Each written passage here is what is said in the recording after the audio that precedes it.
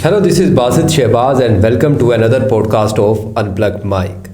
جو کام ایمان مظاہری صاحبہ اسلام آباد ہائی کورٹ میں کر رہی ہیں وہی کام لاہور ہائی کورٹ میں پنجاب میں حیدر بٹ کر رہے ہیں. ایسے مہمان ہمارے ساتھ آج موجود ہیں اور بہت ہی اہم عدالتی ٹاپک، عدالتی وقت اور ایمان مظاہری کیس ہو یا عمران خان کی کیسز میں ریلیو، ان تمام چیزوں کے اوپر بات کرنے کے لیے میرے دوست، میرے بھائی اور بہت ہی قابل وکیل حیدر بٹ یہاں موجود ہیں ہمارے ساتھ. حیدر بھائی بہت شکریہ آپ کے ٹائم کا.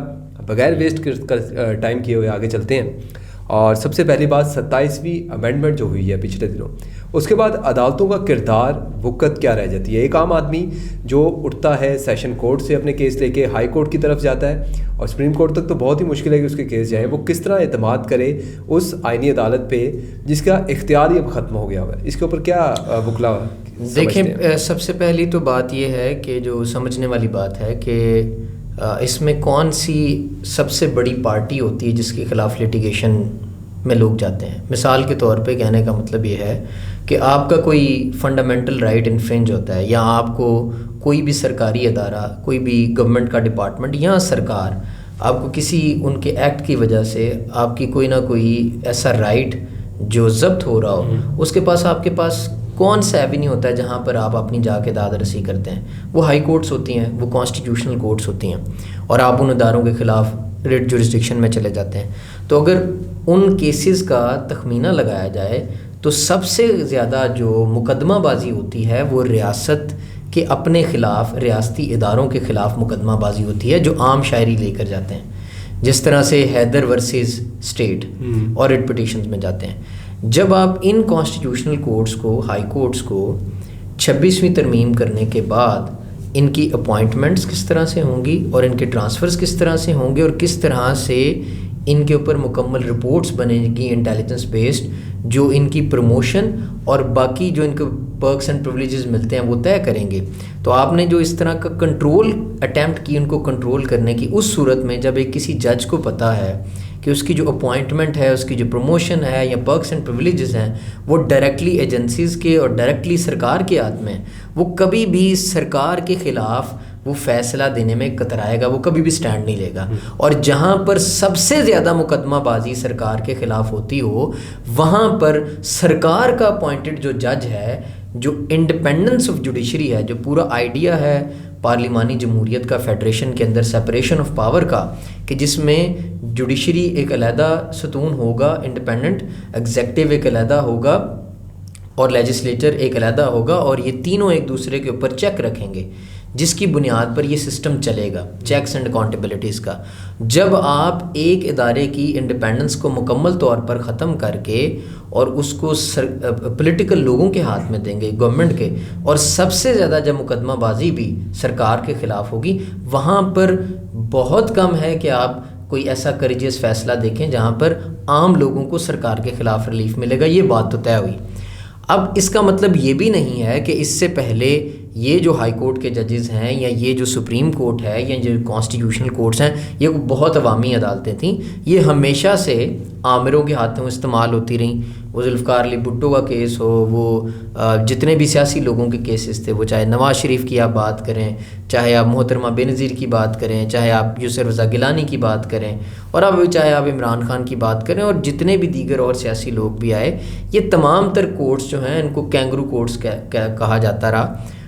یہ ہمیشہ سیاسی طور پر استعمال ہوئیں، مگر انہی ججز کی باہر کیف تھوڑی بہت انڈیپینڈنس موجود تھی کہ جہاں پر فیصلے، اگر 5 ججز ہیں ایک بینچ کے اندر، تو وہاں پر ڈائسینٹنگ اوپینین بھی آتا تھا. یہ نہیں تھا کہ مکمل طور پہ جو اختیار ہے وہ ان کے پاس تھا، کہ مکمل کنٹرول نہیں تھی عدالت. تو وہ ہمیں اس طرح کے فیصلے بھی دیکھنے ملے، جس طرح ذوالفقار علی بھٹو کا جو کیس ہے، ذوالفقار علی بھٹو کے کیس میں 3 ججز تھے، دوراب پٹیل، ابراہیم اور صفدر شاہ، جنہوں نے ڈائسینٹنگ اوپینین دیا کہ ان کا ایکویٹل ہونا چاہیے، باوجود اس کے کہ ضیاء الحق کی جو ہے وہ ڈکٹیٹرشپ تھی. تو میں یہ سمجھتا ہوں کہ اب 27ویں ترمیم کرنے کے بعد اور 26ویں ترمیم کرنے کے بعد وہ تمام تر مقدمہ بازی جو سرکار کے خلاف عام لوگ کرتے تھے، آپ نے اس کا راستہ مکمل طور پہ بند کر دیا. اسی لیے ہم دیکھتے ہیں کہ 26ویں ترمیم کے بعد جب CCD کو مکمل طور پر اختیار کیا گیا ایکسٹرا جوڈیشل کلنگز کا، اور ایک ان کا پڑھا لکھا بیوروکریٹ اس کو ٹائی کوٹ پہنا کر سیریل کلر بنایا گیا جس نے ہزاروں لوگوں کا پنجاب کے اندر ایکسٹرا جوڈیشلی جنہیں مرڈر کیا، ان کے خلاف جتنے بھی لوگ ریٹس فائل کی کہ یہ جو ایکسٹرا جوڈیشل مرڈر ہے، یہ جو ایکسٹرا لیگل کام ہے، اس کو روکا جائے، کسی ایک ہمیں دیکھنے کو ملا کہ کیس میں، انسٹنس میں، واقعے میں یہ عدالتیں ناکام رہی روکنے میں. اور بھی اس کے علاوہ بھی جتنی سرکاری اداروں کے خلاف لیٹیگیشن میں لوگ آئے، عدالتیں بے بس نظر آئیں. تو میں یہ سمجھتا ہوں کہ ایسی عدالتیں جن کو اب کینگرو کورٹ سے، جس طرح ہمارے وہ سینیٹر ہیں کھوکھر صاحب، وہ کہہ رہے تھے کہ یہ سابقہ سینیٹر، ان کا نام، ان کا پورا نام کیا ہے جو سینیٹر صاحب ہیں ہمارے پنڈی والے، کھوکھر صاحب پورا نام، بہرحال وہ یہ کہہ رہے تھے کہ یہ کینگرو کورٹس نہیں ہیں، اب باندر کورٹس ہیں، یہ منکی کورٹس بن گئی ہیں. تو میں سمجھتا ہوں کہ ان کی کوئی وقت اور حیثیت نہیں رہی، یہ انڈیپینڈنٹ بالکل نہیں. جو تنقید تھی، جو لوگ بات کرتے ہیں، جو 27ویں ترمیم کے حق میں بات کرتے ہیں، وہ کیا کہتے ہیں؟ وہ یہ بات کرتے ہیں کہ یہ دیکھیں جی انہوں نے انصاف تو کیا نہیں لوگوں کے ساتھ بالکل بھی. لوگ جو ہیں اتنے پینڈنگ کیسز ہیں، لوگ ساری زندگی اپنی عدالتوں میں گزار دیتے ہیں، لوگوں کو انصاف نہیں ملتا، جو قاتل ہیں وہ چھوٹ جاتے ہیں، جو ریپسٹ ہیں وہ چھوٹ جاتے ہیں. تو مجھے بتائیں کہ کون سا قاتل، کون سا ریپسٹ ہے جس کے کیس ڈائریکٹ سپریم کورٹ تک جاتے ہیں؟ جو عام آدمی ہے اس نے تو سول کورٹ میں جانا ہے، جو عام آدمی ہے اس نے تو سیشن کورٹ میں جانا ہے. تو آپ کی یہ جو دونوں ترامیم ہیں یہ تو اس مسئلے کو ڈیل ہی نہیں کرتی. یہ تو جو مثال کے طور پہ 3 لاکھ پینڈنگ کیس ہیں مثال کے طور پہ، ان میں سے 2% کے قریب کیسز ہیں جو سپریم کورٹ تک جاتے ہیں. باقی 97%، 98% کیسز تو نیچے معاملات چلتے ہیں، پینڈنگ ہیں. تو آپ نے ان عدالتوں کو ریفارم کرنے کی بجائے، آپ نے کرمنل جسٹس سسٹم کو بہتر کرنے کی بجائے، جس میں آپ کو پتہ تھا آپ کو FIA کو بھی کرنا پڑے گا، آپ کو پولیس کو بھی ریفارم کرنا پڑے گا، آپ کو جتنے بھی انویسٹیگیشن کے ریلیٹڈ اور کرمنل جسٹس سسٹم کے ریلیٹڈ جتنے بھی ادارے آتے ہیں، آپ کو پورے سسٹم کو اوور ہال کرنا پڑے گا. لیکن آپ نے وہ نہیں کیا. آپ نے ریفارمز کے نام پہ عدالت، ایک آئینی عدالت کو ختم کیا. حیدر بھائی، پولیٹیکل انویژن کی جو ہم بات کر رہے ہیں یا ملٹری انویژن کی ہم بات کرتے ہیں، اداروں کے انویژن کی، وہاں پہ ایک چیز یہ بھی دیکھنے میں آتی ہے کہ جب ہم نے ڈسکوالیفیکیشن دیکھی نواز شریف صاحب کی، سوموٹو کے اوپر ہوئی، ٹھیک ہے، ڈسکوالیفائی کر دیا گیا ان کو. اب سوموٹو اختیار کم کر دیا گیا. اب یہ حکومت موقف یہ دیتی ہے کہ ہم نے سوموٹو کا اختیار کم کر دیا تاکہ حکومت اپنا پریزیڈنٹ جو ٹائم پیریڈ ہے وہ پورا کر سکے. یہ جج کا ایک اختیار کم کر دیا، لیکن ہم دوسری سائڈ پہ یہ بھی دیکھتے ہیں کہ وہ اختیار اس کا تو کم کر دیا، لیکن ایک سنگل پرسن کو تمام اداروں سے اوپر جو ہے وہ آپ نے امینڈمنٹ بھی کر دی اس کے لیے، اور اس کو استثناء بھی دے دیا تھا عمر کہ کوئی سول عدالت اس کو پوچھ نہیں سکتی. بالکل. یہ دیکھیں، یہ 2 باتیں جو آپ نے کی کہ کانٹرڈکشن ہے ان اٹ سیلف ان کی ترمیم کے اندر.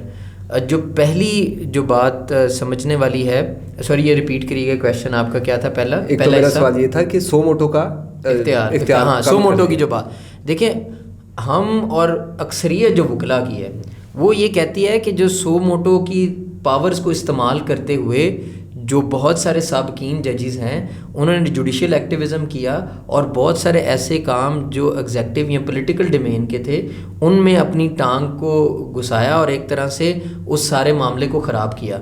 ہم یہ سمجھتے ہیں کہ جو سوموٹو کی پاورز ہیں ان کے اوپر چیک ہونا چاہیے تھا. آپ کو ان کو لمٹ کرنے کی ضرورت تھی. بالکل ختم کرنے کے میں حق میں نہیں ہوں، میری اپنی ایک ذاتی رائے ہے کہ میں نہیں سمجھتا کہ آپ سوموٹو پاورز کو بالکل ختم کر دیں. آپ اس کے اوپر چیک رکھیں، آپ اس کے اوپر کربز لگائیں، آپ اس کو لمٹ کریں سوموٹو پاورز کو. تو کوئی بھی جو ذی شعور وکیل ہے وہ بالکل بھی جوڈیشل ایکٹیویزم کو سپورٹ نہیں کرتا، وہ بالکل بھی نہیں یہ کہتا کہ سوموٹو پاورز ہونی چاہیے. لیکن یہ دیکھیں جو میں پہلے بات کر رہا تھا کہ بنیادی جو لوگوں کو جھانسا یا دھوکہ دیا جا رہا ہے بیانیے کا، وہ یہ ہے کہ ہم عدالتوں کو ریفارم کریں.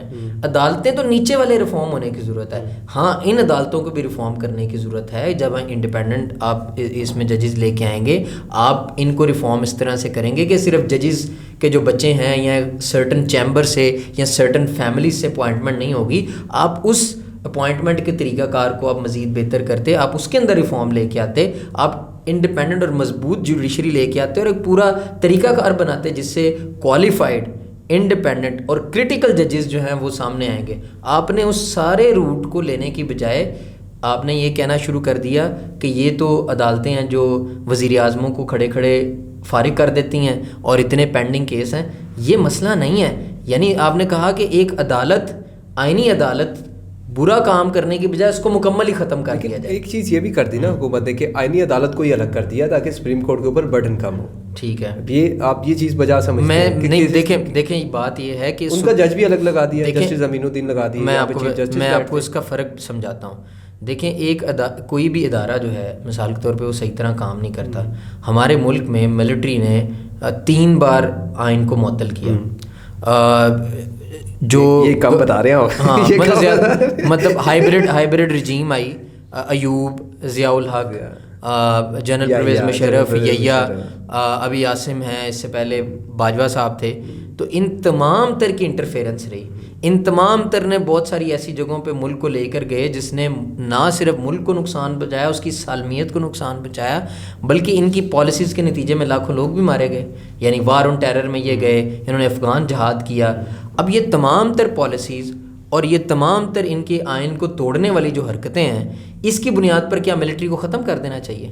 نہیں, ملٹری باہر کیف آپ کو چاہیے نا ملک کا ڈیفینس کرنے کے لیے. تو اگر سپریم کورٹ نے ایسے کام کیے تو آپ کہیں گے سپریم کورٹ کو ہم ختم کر دیں؟ پہلی بات یہ ہے سمجھنے کی. دوسری یہ بات ہے کہ دیکھیں ہم یہ کہتے ہیں سپریم کورٹ کوئی انقلابی عدالت نہیں تھی جس نے کوئی بڑے اچھے کام کیے, وہ ہمیشہ انہی جرنیلوں سے کنٹرول ہوتی ہیں. اب یہاں پر مسئلہ کیا تھا کہ یہ کیوں کرنا پڑا؟ اب یہ مسئلہ ہو گیا تھا کہ اس میں سے اسی عدالت میں سے کچھ ججز جو ہیں وہ جرنیلوں سے کنٹرول نہیں ہو رہے تھے.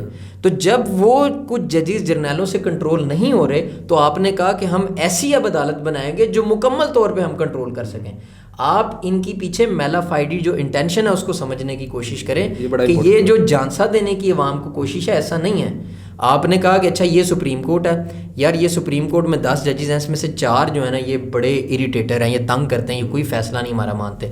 ریزرو سیٹ پہ انہوں نے ڈیسینٹنگ اوپینین دیا, پی ٹی اے کا بلہ چھیننے کے اوپر انہوں نے ڈیسینٹنگ اوپینین دیا کہ آپ یہ ظلم زیادتی کر رہے ہیں. دیگر ایسے سیاسی کیسز کے اوپر انہوں نے ڈیسینٹنگ اوپینین دیا. جسٹس منصور اور جسٹس اطہر یہ جب ڈمی کے طور پہ رہ گئے تھے, ڈمی کے طور پہ رہ گئے تھے, اور پھر بھی کچھ بینچز کا یہ حصہ تھے جنہوں نے انہوں نے اپنا ڈیسینٹنگ. تو آپ نے یہ نہیں کہا کہ آپ سپریم کورٹ میں ان لوگوں کو برداشت کریں.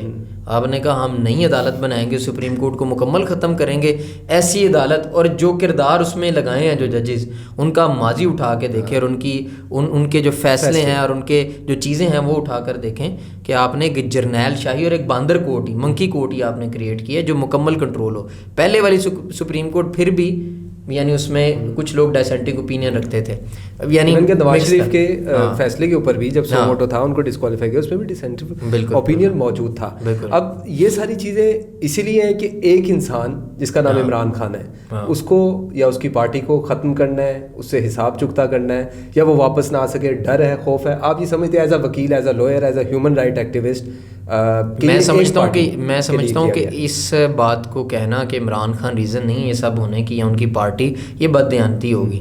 بالکل عمران خان آپ سمجھیں کہ ایک مین ریزن ہے اس کو کرنے کا, اور اس کے علاوہ بھی وہ پورا دیکھیں پلان لے کے آئے نا, ایک ہائیبرڈ رجیم بنانی ہے جس میں استثناء بھی شامل ہے. اب استثناء والی جو بات ہے یہ سمجھنے کی ہے کہ ایک ایسا بندہ جو آل پاورفل ہے اس ملک کا, پہلے سے سب سے پاورفل آدمی ہے, دوسرا سب سے پاورفل آدمی آصف زرداری ہے, عاصم منیر ہے. ان دونوں لوگوں کو استثناء لینے کی کیا ضرورت ہے؟ یہ امیونٹی لے کے, یہ امیونٹی تو لیتے ہیں کمزور لوگ, امیونٹی تو وہ لیتے ہیں جنہوں نے قانون سے بچنا ہو, جو خود آئین اور قانون ہو, جو ان کے منہ سے آواز نکلے, جو ان کی لب کی جنبش ہو, وہ قانون اور آئین بن جائے. ان لوگوں کو استثناء کیوں لیتے ہیں؟ اس کا مطلب ہے کہ ان کے دل میں, ان کے ڈر میں خوف موجود ہے کہ اگر وہ یہ استثناء نہیں لیں گے تو شاید کل کو جو انہوں نے کیا ان کے ساتھ, جو انہوں نے اس لوگوں کے ملک کے ساتھ کیا, جو جمہوریت کے ساتھ انہوں نے کیا, لوگ شاید ان کو معاف نہیں کریں گے. تو یہ استثناء لینے سے کچھ نہیں ہوتا. میں سمجھتا ہوں یہ دور بھی گزرے گا. اس سے پہلے بھی بڑے استثناء والے آئے, اس سے پہلے بھی بڑے خدا بنے تھے. وہ ایک فیض صاحب کا شعر ہے کہ آج اوج پہ ہے تالا رقیب تو کیا غم, یہ 4 دن کی خدائی تو کوئی بات نہیں. تو ان کی خدائی نہیں رہے گی, پھر ان کو یہی ترمیم واپس بھی ہوگی. ایک 58 بھی تھی نا, 58 بھی تھی, وہ بھی کئی دہائیوں کی جدوجہد کے بعد وہ بھی ختم ہو گئی. تو یہ ترامیم بھی نہیں چل سکتی, ملک اس طرح نہیں چل سکتا, یہ بھی ختم ہوگی, ان کے استثناء بھی ختم ہو گئے, ان کی کمیونٹیز بھی ختم ہوگی, اور عوام ان کو اکاؤنٹیبل ٹھہرا سکیں یا نہ ٹھہرا سکیں. لیکن تاریخ ان کو ضرور اکاؤنٹیبل ٹھہرائے گی اور یہ سارے لوگ تاریخ کے کوڑا دان میں جائیں گے. ہم تاریخ کی بات کرتے ہیں تو جسٹس منیر جیسے کردار آج بھی یاد کیے جاتے ہیں. ضیاء صاحب کو پھانسی دینے والے کردار آج بھی یاد کیے جاتے ہیں. بھٹو صاحب کو سوری. ویسے ہی ایک کردار افضل مجوکا صاحب ہیں. ہاں. اور اسی طرف آتے ہیں ایمان مزاری صاحبہ. I am a big fan of ایمان مزاری. جس طرح وہ ایمان مزاری جیسی خاتون، ناظرین وہ خاتون ہوتی ہیں جن کی صبح جو ہے نا وہ شاپنگ اور جم سے ہوتی ہے، اور ان کی رات جو ہے وہ جا کے پارٹیز کے اندر جتنے پریویلیج خاندان سے وہ تعلق رکھتے ہیں. ان کے بابا ایک بڑے اچھے اور پڑھے لکھے انسان، ان کی مدر جو تھی منسٹر رہ چکی ہیں. ایمان مزاری خود باہر کی یونیورسٹی سے پڑھی ہیں. اور میں متی اللہ جان کے کچھ ویلوگس دیکھ رہا تھا جس میں انہوں نے بتایا کہ بہت سے کیسز وہ ایسے لوگوں کی لڑتی تھی جن کے پاس وکالت کے لیے دینے کے پیسے نہیں ہوتے تھے. ایون کہ وہ ٹریول کر کے ہائی کورٹ تک بڑی مشکل سے آتے تھے. تو ایمان مزاری کو ایک کال کرنے کی دیر ہوتی. صحافیوں کے کیس ہوں، ایمان مزاری نے بڑے بڑے صحافیوں کے کیس خود لڑے بغیر پیسوں کے اوپر جا کے. ایسی خاتون جو اس ملک کا اثاثہ ہے، میں سمجھتا ہوں زندہ اثاثہ، جس سے سیکھنے کی ضرورت ہے ایک خاتون ہوتے ہوئے اسپیشلی. اور بڑے بڑے ججز اور جرنیلوں کے آگے وہ کھڑی ہوئی. ان کے خلاف کیس کا ایک فیصلہ آنا غالباً جو کل آ جائے گا، امید تو یہ کی جا رہی ہے 7 سے 14 سال جو ہے وہ سنٹینس آنا ایک ایسی خاتون کے خلاف. ڈر خاتون سے ہے، قانون سے ہے، یا ایمان مزاری کی جرت سے ہے؟ دیکھیں ریاست پیرانوائڈ ہے. ریاست ہر شخص کو سیکیورٹی تھریٹ سمجھتی ہے جو اس پہ تنقید کرتے ہیں. ڈیموکریٹک کلچر ختم ہو چکا ہے اس ملک میں. جمہوریت انہوں نے مکمل طور پہ ختم کر دیا ہے. انڈیپینڈنس آف جوڈیشری کو وہ 26ویں 27ویں ترمیم کر کے ختم کر چکے ہیں. اور جو اس طرح کی ڈائسینٹنگ آوازیں ہیں وہ اس جبر کے اور مایوسی کے ماحول میں امید کی کرن ہے. بے شک. تو یہ سماج کے اندر بالکل اس مایوسی اور اس امید کو ختم کرنا چاہتے ہیں کہ ہر طرف مایوسی ہو اور لوگ رول بائی فیئر، اپنا یہ خوف کے ڈر کے ذریعے اپنا رول قائم کرنا چاہتے ہیں اور مکمل اس سماج کو ایک قبرستان بنانا چاہتے ہیں. اس میں سمجھتا ہوں کہ اس جبر کے ماحول میں ایمان مزاری اور ہادی چٹھا جو ان کے ساتھی ہیں، بالکل ان کے جیون ساتھی ہیں، وہ امید کی کرن ہے. جس طرح سے انہوں نے بلاسفیمی میں پھنسے ہوئے لوگوں کے کیسز لڑے، اور وہ لوگ جس طرح آپ بھی بتا رہے ہیں ان تمام لوگوں کی جن کی ریپرزنٹیشن نہیں ہے ان کو ریپرزینٹ کرتے ہیں. بلوچ مسنگ پرسنس کے کیسز میں، پشتونوں کے اور دیگر اسٹوڈنٹس کے. میں خود اسلام آباد 1-2 بار گیا، ان سے ملاقات بھی کسی دنوں تو آپ کی ملاقات بھی ایمان مزاری جی ہمارے پاس یہاں پہ تشریف لائیں ملاقات ہوئی ان کے ساتھ. تو میں سمجھتا ہوں دیکھیں اب ان کے خلاف جو مقدمہ بنایا گیا اس میں الزام کیا ہے. ہاں جی، یہ بھی ڈسکس کرنا بہت ضروری ہے. اس میں ایک ان کے اوپر الزام یہ ہے کہ وہ سمجھتی ہیں کہ جو پاکستان کی فوج ہے یہ لوگوں کو مسنگ کرتی ہیں، اور یہ ان کے اوپر الزام ہے. دوسرا الزام یہ ہے کہ وہ یہ پروپیگیٹ کرتی ہیں کہ جو دہشت گردی ہے اس ملک میں اس کے تانے بانے کسی نہ کسی طریقے سے عام فورسز کے ساتھ ملتے ہیں. حیدر بھائی، جو ہماری ایمان مزاری صاحب ان کے اوپر تیسری کلوز بھی ایک لگی ہے، وہ تیسری کلوز ہے کیا اور وہ کس طرح ڈسکس ہوتی ہے؟ کلوز تو خیر اس سے ڈفرینٹ ہے، لیکن میں الزام کی بات کر رہا ہوں کہ ان کے اوپر الزامات کیا کیا ہیں. 2 جس طرح سے پہلے میں نے بتایا. تیسرا الزام ان کے اوپر یہ ہے کہ انہوں نے اپنی ٹویٹس کے ذریعے اور اپنے پیغامات کے ذریعے، اپنے ایکشنز کے ذریعے انہوں نے ایتھنک ڈویژن کریٹ کی ہے. چوتھا ان کے اوپر الزام یہ ہے کہ انہوں نے لنک اسٹیبلش کیا. یہ کہتی ہیں کہ پاکستان ملٹری کا اور جو ٹیررسٹ آرگنائزیشنز ہیں ان کا آپس میں تعلق ہے. اچھا. اور ایک آخری یہ بات یہ کہتی ہیں کہ ہماری جو آرم فورسز ہیں یہ ناکام رہی ہیں ملک میں دہشت گردی کو کنٹرول کرنے میں. اب اگر ہم 1 بائی 1 ان ساری چیزوں کا دیکھیں تو کیا مسنگ پرسنز کے ساتھ ہماری ملٹری اسٹیبلشمنٹ کا تعلق نہیں ہے؟ کلیئرلی. میں تو خود چونکہ ان تمام تر کیسز میں پیش ہوتا ہوں اور سارے مسنگ پرسن کے کیسز کرتا ہوں، اور دیگر جو وکلا ہم دیکھتے ہیں، تو تمام تر جو مسنگ پرسنس کا ناتا ہے وہ جا کے ملٹری اسٹیبلشمنٹ کے ساتھ جڑتا ہے. جو انٹیلیجنس ایجنسیز ہیں وہ لوگوں کو اٹھاتی ہے. تو اس میں جھوٹ کیا ہے؟ نمبر 2 انہوں نے کہا ایتھنک ڈویژن پھیلاتی ہیں. میں سمجھتا ہوں کہ پاکستان کے جو وہ لوگ جو اپنے گریونسز سامنے رکھتے ہیں، وہ چاہے بلوچستان کے ہوں، وہ چاہے پشتون ہوں، وہ جب اپنے گریونس سامنے رکھتے ہیں اور کوئی سینٹر سے بندہ آ کے ان کو کہتا ہے کہ آپ نے پہاڑ پہ نہیں جانا، آپ نے ہتھیار نہیں اٹھانا، ہم عدالت کا دروازہ کھٹکھٹائیں گے، جو آئین کا سہارا لیتا ہے، وہ پاکستان میں ایتھنک ڈویژن نہیں کریٹ کر رہا، وہ پاکستان کو جوڑ رہا ہے. آپ ہیں جو ایتھنک ڈویژنس کریٹ کریں، آپ ہیں جو پاکستان کے اندر نفرتوں کا کھیل کھیل رہے ہیں. تو یہ الزام بھی ہم سمجھتے ہیں کہ بوگس الزام ہے. اس کے علاوہ یہ الزام لگایا کہ ان کے اوپر کہ یہ کہتی ہیں کہ فیل ہوئے ٹیررزم کو کنٹرول کرنے میں. بالکل ہوئے. APS کا اٹیک ہوا, سینکڑوں اسکولوں کے اوپر اٹیک ہوئے, یونیورسٹیوں کے اوپر اٹیک ہوئے, اتنے لیویز والے پولیس والے مارے گئے. اور بار بار ایک بات کرتے ہیں کہ پاکستان نازک دور سے وہ نکل ہی نہیں پا رہا. آپ یہ دیکھیں کہ 70,000 سے زیادہ پاکستانی مارے گئے, اور ہم یہ بھی نہ کہیں کہ دہشت گردی میں آپ لوگ ناکام ہوئے. اور پھر یہ کہ ان کا تعلق ہے دہشت گرد تنظیموں کے ساتھ. ان کے کتنے جرنیل, ہر جرنیل آ کے مانتا ہے کہ ٹی ٹی پی کو بنایا کس نے, طالبان کو کس نے بنایا, افغان مجاہدین کو ٹریننگ امریکہ کے کہنے پہ کس نے دی, وار آن ٹیرر میں کس نے ساری سپورٹ کی امریکہ کو. تو آپ نے ڈالر کے نام پر جتنی بھی جنگیں لڑیں, ان تمام تر جنگوں کے اوپر کھل کر آپ کے اپنے جرنیل جو ان میں شامل تھے وہ اس پالیسی کو بھی کرٹیسائز کر چکے ہیں, اور خود بھی کہہ چکے ہیں کہ بالکل یہ جو ہم نے افغان مجاہدین بنائے تھے یا وار آن ٹیرر میں ہم امریکہ کے ساتھ کھڑے تھے, یہ تمام گڈ اور بیڈ طالبان کی اصطلاح کس نے دی. تو آپ کا لنک آپ نے خود, آپ کے لوگ جب مانتے ہیں اور جب اس کے اوپر کوئی بات کرے تو آپ اس کے اوپر یہ مقدمہ چلاتے ہیں. تو یہ وہ جسٹ ہے الزامات کی جو NCCIA نے, جو FI ہے بیسیکلی سائبر کرائم, اس نے ان الزامات کی بنیاد پر یہ مجوکا کی ٹرائل میں ایک جھوٹا, میں سمجھتا ہوں ایک میلافائڈی کے اوپر بنیاد پر ایک ایسا ٹرائل کیا جا رہا ہے. اور اس کے پیچھے وجہ یہی ہے کہ ان کی آواز کو بند کیا جائے, ان کو خاموش کرایا جائے, اور ملک کے اندر کوئی بھی ایسی ڈائسینٹنگ اوپینین جو رکھتا ہو, کوئی بھی ایسی وائس جو جرت کرے کہ ہم ملٹری اسٹیبلشمنٹ کو کرٹیسائز کریں گے, ہم اس ملک کی شرافیہ کو کرٹیسائز کریں گے, ہم ایلیٹ کیپچر کے اوپر بات کریں گے, یا اسی طرح عدالتوں کے ذریعے ان کے منہ بند کرانا چاہتی ہیں. اور ہم مجوکا کو بھی یہ پیغام دینا چاہتے ہیں کہ تاریخ کے اندر آپ کو کبھی معافی نہیں ہوگی, آپ کو ویسے بھی معافی نہیں ہوگی, لیکن آپ کو تاریخ کے اندر بھی ہمیشہ سے آپ کو ظالموں اور جابروں کا ساتھی مانا جائے گا. آپ یہ اپنے لیے اور اپنے خاندان کے لیے ایک ایسا کام کر کے جا رہے ہیں جو ہمیشہ سے آپ کے چہرے کے اوپر, آپ کے ماتھے کے اوپر کلک بن کے رہے گا. حیدر بھائی, نہ صرف ہم کلوزز کی یا الزامات کی بات کرتے ہیں, ہم ایک فری ٹرائل کی بھی دیکھتے ہیں کہ ان کو ٹرائل کس طرح ایز اے وکیل, یہ ساری چیزیں آپ کس طرح دیکھتے ہیں؟ جو ان کو ٹرائل دیا گیا, وہ خود ایک وکیل ہے اور ان کو سرکاری ڈیفینس لائر دے دیا گیا کہ جی, اور پھر اس کے اوپر جرا بھی نہیں سننے دی گئی, ان کو باہر نکال دیا کمرے. دیکھیں, جو وکیل کی پوری جو اسٹرگل ہوتی ہے یا جو اس کا پروفیشن ہے وہ ڈائریکٹلی لنکڈ ہے with right to fair trial پہ. اگر فیئر ٹرائل نہیں ہے, فیئر ٹرائل اور وکیل لازم و ملزوم ہے. اگر ایک نہیں ہے تو دوسرا نہیں ہے, دوسرا نہیں ہے تو پہلا نہیں ہے. تو ایک وکیل کو, اور ایسے پرومیننٹ وکیل کو, رائٹ ٹو فیئر ٹرائل نہ ملنا, یعنی آپ نے یہ دیکھیں کہ آپ نے سزا دینی ہے, آپ نے یہ بھی موقع نہیں دیا کہ آپ اپنی بات کر لیں.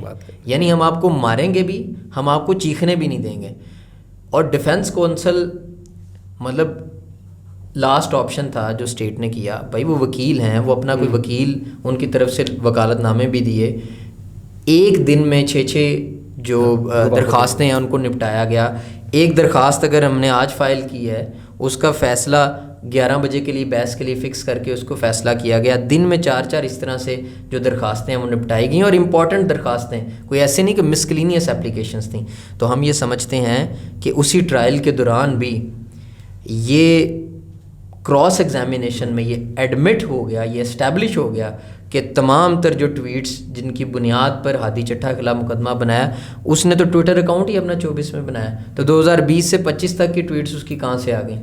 تو وہ چیز بھی اسٹیبلش ہوگی کہ یہ مکمل طور پہ کراس ایگزامینیشن میں جھوٹا مقدمہ ہے, جن پہ انہوں نے بریت کی اپنی درخواست دی اور اس بریت کی درخواست کو بھی ریجیکٹ کیا گیا. تو ہم یہ سمجھتے ہیں کہ یہ شیم ٹرائل ہے, یہ ایک it's an attempt to criminalise the dissent, it's an attempt کہ آپ کسی طریقے سے ان کی جو آوازیں ہیں وہ بند کریں. اور یہ رائٹ ٹو فیئر ٹرائل اگر ان جیسے وکلا کو نہیں مل رہا تو آپ اندازہ کریں کہ ریاست جب کسی کو پروسیکیوٹ کرنے اور پرسیکیوٹ کرنے پہ آتی ہوگی تو عام لوگوں کا کیا حال کرتی ہوگی. بٹ صاحب, ویری لاسٹلی اور شارٹلی اگر میں آپ سے جاننا چاہوں, عمران خان کو سزا ہو چکی ہے, کوئی ریلیف دیکھ رہے ہیں 27ویں امینڈمنٹ کے بعد, ایمان مظہری صاحبہ کے ساتھ جو ہو رہا ہے, یا ملک میں جو ہیومن رائٹس ہیں اس کے بعد, عمران خان کیسز پہ کوئی ریلیف آپ ملتا دیکھ رہے ہیں؟ دیکھیں, میں کوئی پرٹیکولرلی اس پہ تو نہیں سمجھتا کوئی ریلیف ملتا بھی دیکھ رہا ہوں, لیکن میں یہ ضرور دیکھ رہا ہوں کہ لوگوں کے اندر جو غم و غصہ ہے اور لوگوں کے اندر جو ہجان کی کیفیت ہے, لوگوں کے اندر جو پریشانی ہے, جو مایوسی ہے, یہ جو خاموشی ہے اس وقت, یہ خاموشی کسی بڑے طوفان کا پیش خیم ہے, اور یہ حقیقت ہے. اور بہت سارے ہمارے دوست نوجوان, بہت سارے طلبہ, وکلا, ٹریڈ یونینز اس کے اوپر سر جوڑ کے بیٹھی ہیں. مشاورت اس پہ ہو رہی ہے. 27ویں ترمیم کے خلاف بھی وکلا جدوجہد کر رہے ہیں. کراچی میں اور سندھ میں زیادہ ہے, یہاں پر بھی لاہور کے اندر بھی منظم کرنے کی کوشش کر رہے ہیں. اور یہ بہت جلد لوگ سارے جو مارے جنہوں نے اکیلے کھائی ہے یہ اکٹھے ہو رہے ہیں, اور یہ اکٹھے ہو کے میرا خیال میں ایک زبردست اپوزیشن کا کردار ادا کریں گے, ایک جمہوریت کی بحالی کے لیے اور اس ملک میں ڈیموکریٹک کلچر کو بچانے کے لیے اور کانسٹیٹیوشن کی ریسٹوریشن کے لیے. آپ کو ڈیفینیٹلی آنے والے دنوں میں جدوجہد ملے گی جو اس ملٹری اسٹیبلشمنٹ کے خلاف اور اس ہائبرڈ رجیم کے خلاف ہوگی, اور یہی وہ راستہ ہوگا عوامی جدوجہد کا جو شاید اس طرح کے عمران خان جیسے اور جو پولیٹیکل پرزنرز ہیں, جس میں مارنگ بلوچ ہیں, جس میں پی ٹی ایم کے ہمارے بہت سارے ساتھی ہیں, جس میں علی وزیر ہیں, جس میں اور پی ٹی اے کے لیڈرشپ ہے ڈاکٹر یاسمین ہیں, یہ سارے پولیٹیکل پرزنرز جو ہیں ان کو بھی رہائی ملے گی. یہ صرف اور صرف عوامی جدوجہد کے ذریعے ممکن ہو سکتا ہے, ادروائز میں نہیں سمجھتا کہ کوئی راستہ اور ممکن بچا. Thank you so much Haider Butt صاحب, آپ کے قیمتی وقت کا, آپ کی قیمتی رائے کا اور ان تمام چیزوں کا.